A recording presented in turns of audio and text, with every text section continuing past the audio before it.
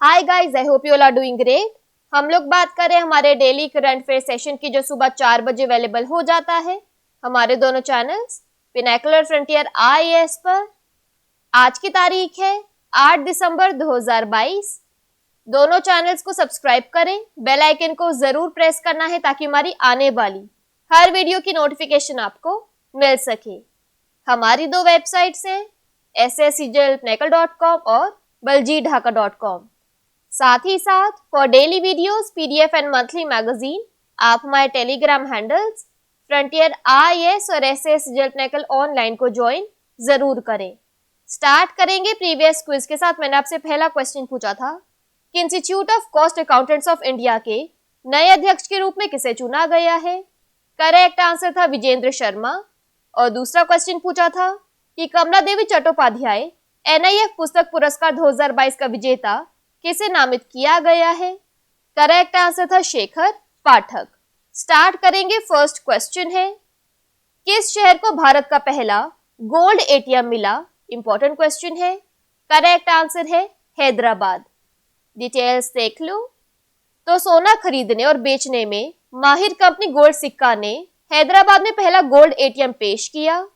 Gold सिक्का private limited ने 3 दिसंबर 2022 को हैदराबाद स्थित MS open cube technologies private limited के प्रौद्योगिकी समर्थन के साथ अपना पहला गोल्ड ATM लॉन्च किया। ATM भारत का पहला और दुनिया का पहला रियल टाइम गोल्ड ATM है। पैसे देने वाले अन्य ATM के विपरीत गोल्ड सिक्का ATM सोने के सिक्के बांटता है। लोग अपना डेबिट या क्रेडिट कार्ड गोल्ड सिक्का में डाल सकते हैं और सोने के सिक्के खरीद सकते हैं। ATM 5 किलो स्टोर कर सकता है और यह 0.5 ग्राम से लेकर 100 ग्राम तक सोने की मात्रा के लिए 8 विकल्प प्रदान करता है। बात करें यहाँ पर तेलंगाना की, तो इसके डैम्स रिवर्स में आता है Nagarjuna Sagar dam Krishna, Srisailam dam Krishna, Nizam Sagar dam Manjira, Shri Rama Sagar Godavari. Wildlife sanctuaries में आता है Pocharam wildlife sanctuary, Kinnerasani wildlife sanctuary, Manjira sanctuary, Pakhal wildlife sanctuary और Eturnagaram wildlife sanctuary. Telangana की कैपिटल है हैदराबाद। गवर्नर है तमिलिसाई सौंदरराजन।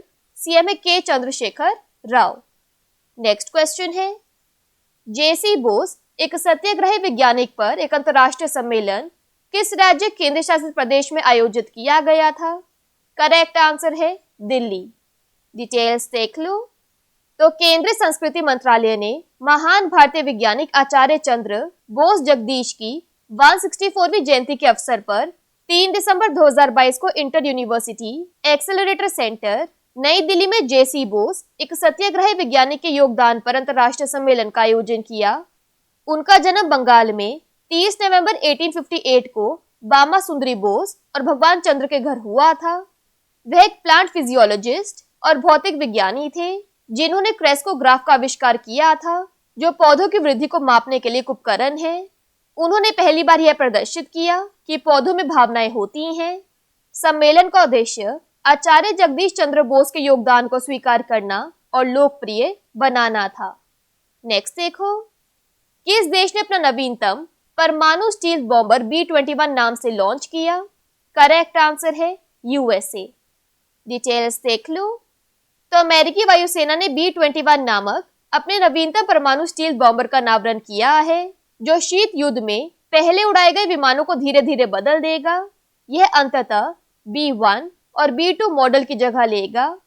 30 वर्षों में देश के पहले नए बम वर्षा की कीमत लगभग 700 मिलियन अमेरिकी डॉलर हो सकती है और यह परमाणु और पारंपरिक हथियार ले जा सकता है।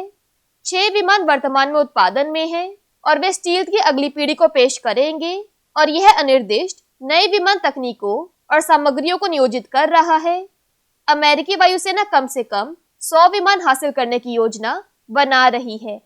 बात करें यहाँ पर USA की, तो इसकी कैपिटल है वॉशिंगटन DC, करेंसी है US डॉलर। नेक्स्ट क्वेश्चन है किस मेट्रो स्टेशन ने सबसे लंबे डबल डेकर वायाडक्ट का निर्माण करके गिनीज वर्ल्ड रिकॉर्ड बनाया है। करेक्ट आंसर है नागपुर मेट्रो। डिटेल्स देख लो। तो महाराष्ट्र में नागपुर मेट्रो ने वर्धा रोड पर 3.14 किलोमीटर की सबसे लंबी डबल डेकर वायाडक्ट मेट्रो बनाने के लिए Guinness book of world records में प्रवेश किया है। वर्धा रोड पर डबल डेकर वायाडक्ट में 3 मेट्रो स्टेशन है, छत्रपति नगर, जयप्रकाश नगर और उज्जवल नगर। इन स्टेशनों को विशेष योजना की आवश्यकता होती है, जो मेट्रो की कार्यात्मक आवश्यकताओं को पूरा करने के लिए विशेष रूप से साइट विशिष्ट बाधाओं और डबल डेकर वायाडक्ट आवश्यकताओं को शामिल करने के लिए स्टेशन विशिष्ट है। डबल डेकर वायाडक्ट को क्रमश एशिया बुक ऑफ रिकॉर्ड्स और इंडिया बुक ऑफ रिकॉर्ड्स द्वारा एशिया और भारत में सबसे लंबी संरचना के रूप में प्रमाणित किया जा चुका है। नेक्स्ट क्वेश्चन है, राष्ट्रीय सांख्यिकी आयोग के अध्यक्ष के रूप में किसे नियुक्त किया गया है? करेक्ट आंसर है राजीव लक्ष्मण करंदीकर। डिटेल्स देख लो। तो राजीव लक्ष्मण करंदीकर चेन्नई मैथमेटिकल इंस्टीट्यूट में प्रोफेसर एमेरिटस को 3 साल के लिए भारतीय राष्ट्रीय सांख्यिकी आयोग के अंशकालिक यानी पार्ट टाइम अध्यक्ष के रूप में नियुक्त किया गया है। वह 2010 में CMI में विजिटिंग प्रोफेसर के रूप में शामिल हुए और जनवरी 2011 से अप्रैल 2021 तक CMI के निदेशक के रूप में कार्य किया। भारत का राष्ट्रीय सांख्यिकी आयोग एक स्वायत्त निकाय है, जिसका गठन जून 2005 में रंगाराजन आयोग की सिफारिश के तहत किया गया था। यहाँ तस्वीर में देख लीजिए। नेक्स्ट क्वेश्चन है, भारत में चुनावी बॉन्ड की बिक्री और नकदीकरण के लिए एकमात्र अधिकृत संस्था कौन सी है? करेक्ट आंसर है भारतीय स्टेट बैंक। डिटेल्स देख लो। तो सरकार ने देश भर में भारतीय स्टेट बैंक की 29 शाखाओं के माध्यम से चुनावी बॉन्ड की बिक्री और नकदीकरण को अधिकृत किया। चुनावी बॉन्ड एक ऐसे व्यक्ति द्वारा खरीदे जा सकते हैं जो भारत का नागरिक है या भारत में निगमित या स्थापित है। राजनीतिक फंडिंग को पारदर्शी बनाने के लिए इलेक्टोरल बॉन्ड को नकद चंदे का विकल्प माना जा रहा है। उन्हें भारतीय नागरिकों के साथ साथ देश में शामिल या स्थापित लोगों द्वारा खरीदा जा सकता है। बॉन्ड साल में 4 बार जनवरी, अप्रैल, जुलाई और अक्टूबर 1,000 रुपए, 10,000 रुपए, 1 लाख रुपए, 10 लाख रुपए और 1 करोड़ रुपए के गुणकों में बेचे जाते हैं। नेक्स्ट क्वेश्चन है, डेयरी उद्योग और दूध उत्पादन बढ़ाने के लिए भारत किस देश को तकनीकी सहायता प्रदान करेगा? करेक्ट आंसर है श्रीलंका। डिटेल्स देख लो। तो भारत अपने डेयरी उद्योग और दूध उत्पादन को बढ़ाने के लिए श्रीलंका को तकनीकी सहायता प्रदान करेगा, जिसका उद्देश्य आयातित दुग्ध उत्पादों पर देश की निर्भरता को कम करना है। अमूल ब्रांड के तहत दूध का विपणन करने वाले राष्ट्रीय डेयरी विकास बोर्ड NDDB और Gujarat cooperative milk marketing federation के अधिकारियों ने श्रीलंका में दूध के उत्पादन के लिए आवश्यक तकनीकी सहायता प्रदान करने के लिए कदम उठाए हैं। यह कदम ऐसे समय उठाया गया है जब श्रीलंका में खाद्य सुरक्षा की स्थिति पर भी सवाल उठ रहे हैं, क्योंकि देश में खासकर बच्चों में कुपोषण बढ़ गया है। बात करें यहाँ पर श्रीलंका की, तो इसकी कैपिटल है श्री जयवर्धनापुरा कोटे, करेंसी है श्रीलंकन रूपी। नेक्स्ट देखो, 2022 में प्रक्षेपण में $100 बिलियन प्राप्त करने वाला दुनिया का पहला देश कौन सा होगा? करेक्ट आंसर है भारत। डिटेल्स देख लो। तो विश्व बैंक ने कहा है कि भारत 2022 में प्रक्षेपण से $100 अरब प्राप्त करने वाला दुनिया का पहला देश होगा। हालांकि शेष दक्षिण एशियाई देशों में 10% की गिरावट आई, लेकिन भारत के मामले में वे 12% बढ़ गए।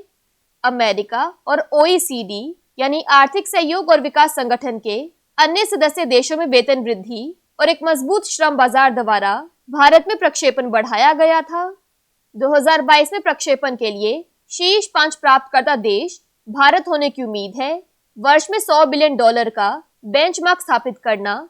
इसके बाद मेक्सिको $60 बिलियन, जो 2021 के दौरान दूसरे स्थान पर चीन को प्रतिस्थापित यानी रिप्लेस करता है, और चीन, फिलीपींस और अरब गणराज्य मिस्र के साथ है।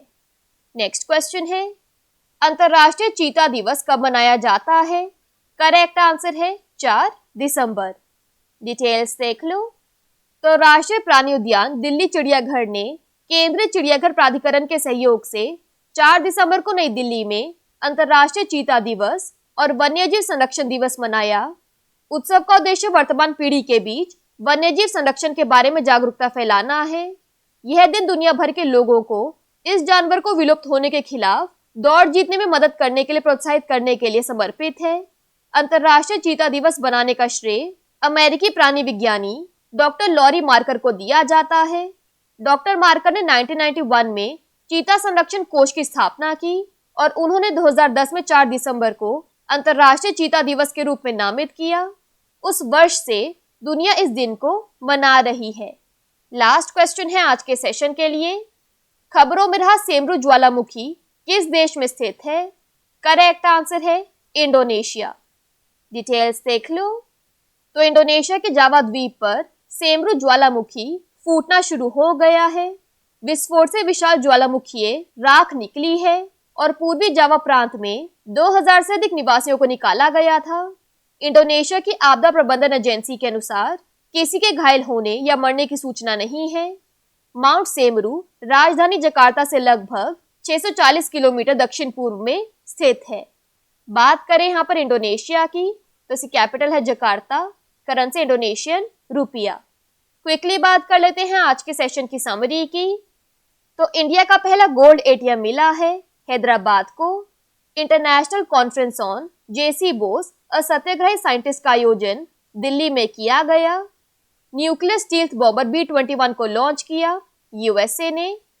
लॉन्गेस्ट डबल डेकर वायरडक्ट को कंस्ट्रक्ट करने के लिए गिनीज वर्ल्ड रिकॉर्ड में शामिल हुआ Nagpur metro. National statistical commission के चेयरपर्सन बने हैं राजीव लक्ष्मण करंदीकर। इंडिया में इलेक्टोरल बॉन्ड्स के सेल और एनकैशमेंट के लिए ऑथराइज्ड इंस्टीट्यूशन है state bank of India. Dairy industry और मिल्क आउटपुट को एनहांस करने के लिए इंडिया श्रीलंका को टेक्निकल सपोर्ट प्रोवाइड करेगा। 2022 में $100 बिलियन का रेमिटेंसेस पाने वाला वर्ल्ड का पहला कंट्री बन जाएगा इंडिया। इंटरनेशनल चीता डे 4 दिसंबर को मनाया जाता है और सेमरू वोल्केनो इंडोनेशिया में स्थित है। बात कर लेते हैं आज के सेशन के क्विज फॉर द डे की। आपका पहला क्वेश्चन है, न्यूयॉर्क फिल्म क्रिटिक सर्कल में सर्वश्रेष्ठ निर्देशक का पुरस्कार किसने जीता? और आपका दूसरा क्वेश्चन है, स्कूल शिक्षा और साक्षरता विभाग के सचिव के रूप में किसने कार्यभार संभाला? दोनों क्वेश्चंस हमारे प्रीवियस सेशन से हैं। इनके आंसर नहीं आएगा तो उनको चेक कर लेना। दोनों चैनल्स को सब्सक्राइब करें, बेल आइकन को जरूर प्रेस करना है ताकि हमारी आने वाली हर वीडियो की नोटिफिकेशन आपको मिल सके। हमारी दोनों वेबसाइट्स और टेलीग्राम हैंडल्स को ज्वाइन जरूर करना है। Thank you so much. I see you in my next session.